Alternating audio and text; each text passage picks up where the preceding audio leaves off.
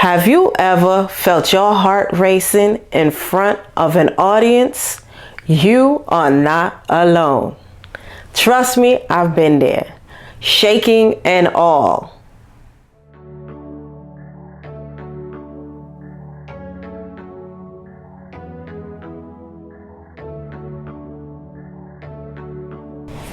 Hi guys, welcome back to RTs Share Tea, where respiratory therapists live out loud. With me, your host, Linda Fry, the Asthma Lady. Yes, welcome everyone. Welcome to anyone new. And I'm happy to be back. Took a little vacation. And I have to say thank you to my past guest co-host, Melissa Welsh and Dr. Al Canones. They were amazing guest co-hosts and they dropped some serious gems on us, and hopefully I can have them back in the future. All right guys, so today's episode we are talking about how to be an engaging first time speaker. Yes. Okay, so I have told people in past episodes my struggles with public speaking in the past. So that's why I have done a few episodes, a few topics on addressing public speaking, especially for the first time. So I'm enjoying talking about this topic. So the first thing I want to tell you what to do and how to engage your audience is you have to get to know who the audience is, right? So you have to do your research and you have to know who the target audience is going to be. So that is my first piece of advice is you want to know, are these seasoned healthcare professionals for those of us that are in the healthcare field, or are these early career folks? Are we talking to parents? Are we talking to kids, to teens? So you have to know your audience, and the more research you do on the audience and or the event itself and why you as a speaker is a good match for that audience, the better you will be received.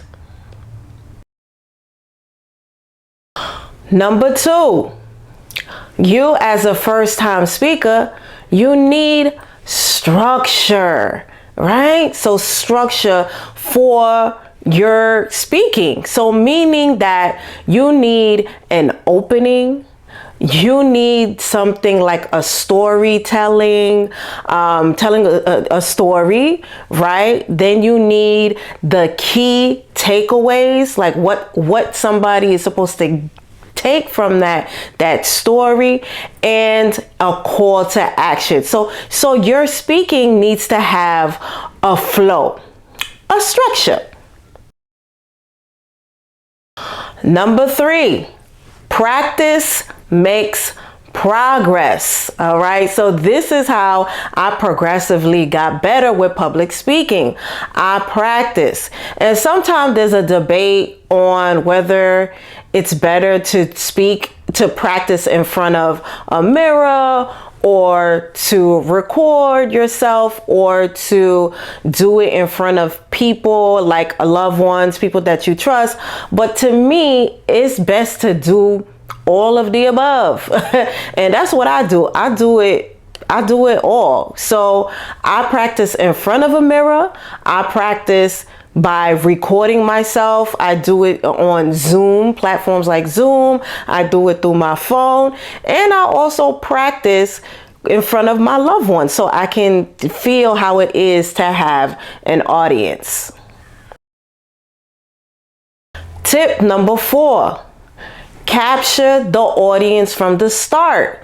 So when you start speaking, start with something like a shocking fact, a question, or a story, something that gets their attention right away. So an example of that is I recently had to do, I was on a panel and I had to speak in front of some high school kids about how is it to be, what it is to be a respiratory therapist. What's a respiratory therapist, and what do we do in our day in the life? So basically how I started was I asked a question, an engaging question, something like this, an interactive question, which was, by show of hands, how many of you guys are breathing right now?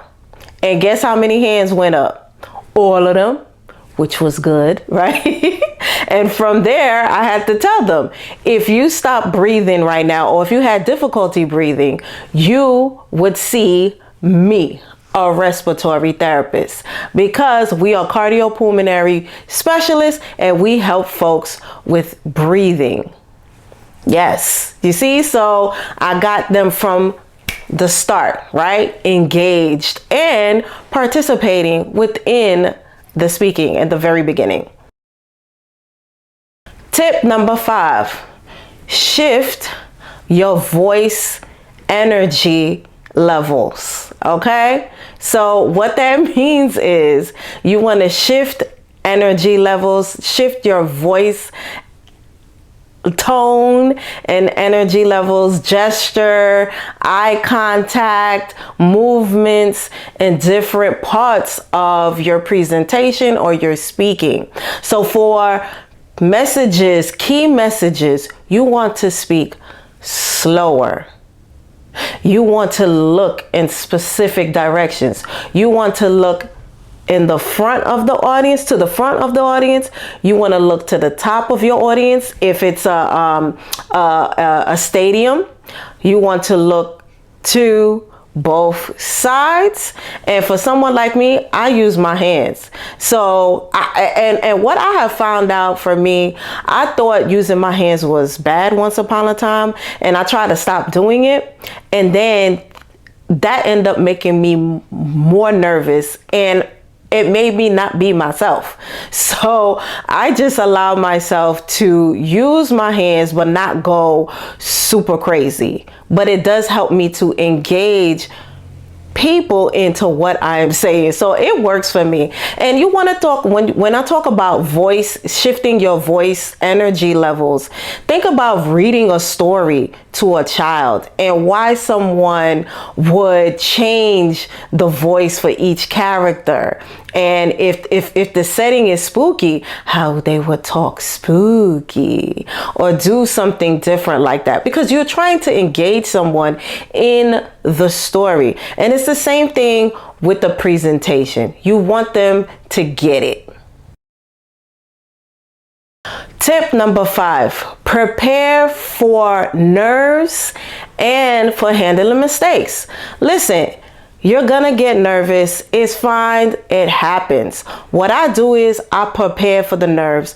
What I do is I ask somebody to come that is a friend or a loved one to be that familiar face for me in the audience. So just ask somebody, hey, listen, I'm speaking at this thing for the first time. Can you come and be there for me as a support system?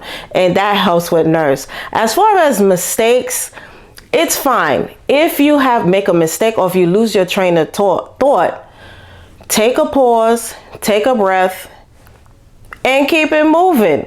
A lot of the times people don't even notice or know that you made a mistake or that you forgot something. Most of the time it's a miss. So no need to apologize, because oftentimes folks don't even notice it. And if you do gain the thought back, circle back to it at the end.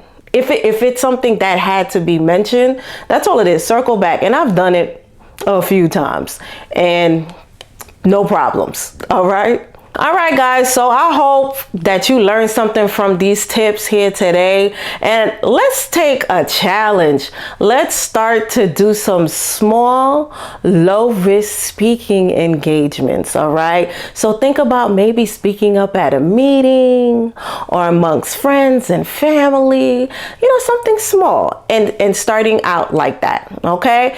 And Please, guys, if you like these topics, please like, share, follow, comment. Let me know what your experiences are, what you would like to do as far as speaking. If this is a goal for you in 2025, hit me up, because know that I have been there. Okay, so know that your voice matters. Okay, it is your time. It is your time to wow them with your voice.